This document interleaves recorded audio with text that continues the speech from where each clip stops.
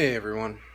Um, I just wanted to make a quick video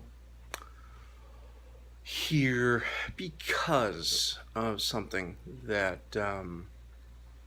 really just hit me the other day. I have a friend who is going through a tough time, I guess, trying to witness to a relative who has fallen into the King James only controversy. Um, Now, for those of you who may not know what the King James only controversy is, it is basically a camp of Christianity that believes and adheres to the idea that the King James Bible is the only truly God breathed word. Um, and there are a of um, lot of things where this is just really crazy. Like I can't even describe the amount of crazy. Um, I guess. I, I mean, all right. Truth be told, I had been in the King James only camp for a while, probably about um, 6 to 8 years when I was a teenager. And it's really kind of difficult to um, bring stuff up, but I guess some of the things that I've seen in King James only churches that really hurt people, or, I mean, honestly, um, King James onlyism, and this is probably going to be controversial in some ways to say, but King James onlyism really borderlines on like cultic thought because they believe that like the ESV, which is my favorite translation, um, the NIV, the HCSB, um, all those Bibles, New American Standard, Revised Standard, all those Bibles are satanic Bibles. They even go so far as to say that um, because those Bibles use a different um, Greek and Hebrew text than what the King James was translated from. So, layman's terms, the King James Bible was translated from the Textus Receptus, whereas the other ones were translated from the critical text. And so they come up with all these ideas and theories for themselves to explain why the critical text is better than the Textus Receptus.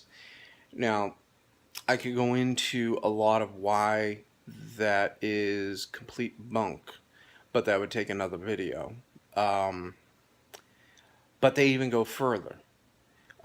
There's the New King James Bible, and I believe it's the Modern English Bible, which came out not too long ago. And both of those use the Textus Receptus, but they say even those are not true Bibles, not true translations, because they change a lot. They'll take words. They look at what the King James Bible includes versus what other translations take out. And again, that would be like a whole nother video to explain all of that. They even go into the Alexandrian versus Antioch transcripts, and it just really gets boring, really gets tedious. One of the biggest things for me when I came out of King James onlyism was that I guess the biggest thing was being told that they were the only true church and that all these other churches, people were going to hell. And there were a few things. There's a verse, and I should have looked it up. I have a verse prepared, but there is a verse where I believe the story is the disciples find out that there's somebody preaching the gospel that isn't within their camp, like just, wasn't being trained by Jesus. Maybe it's Paul. I can't remember. It's 4 a.m. right now. I'm on my way to work, but anyway, the story is that the apostles, disciples want to stop this person from preaching, and Jesus basically says, no, he's preaching the gospel. Why stop him? And that was one of the first stories that really hit me. And then there were other things. A lot of the things that I was told was wrong, I started to question, because when I started to listen and hear and read and study, I started to see what was wrong with the King James only position. Then you come to the whole thing about the manuscripts, and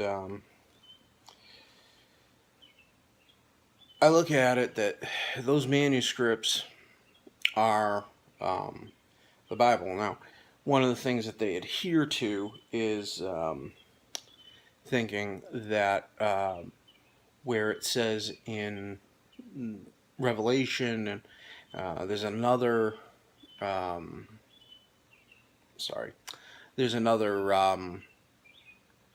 verse where in the Old Testament where it talks about taking out words or adding words. And it's not talking about the whole Bible.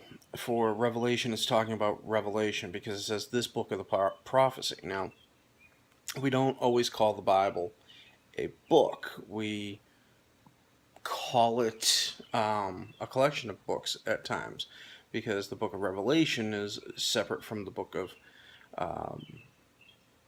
Deuteronomy and stuff like that. And so that is where that's talking about. So they really kind of grasp at straws, but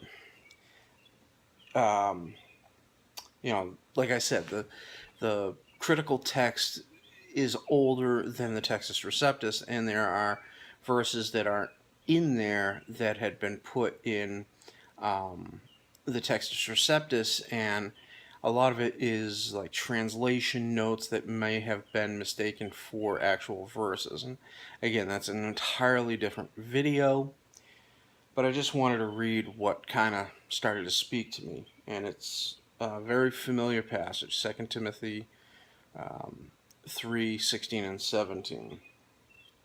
And this is what it says: all Scripture is God-breathed. All Scripture is breathed out by God. See, I started saying the King James Version.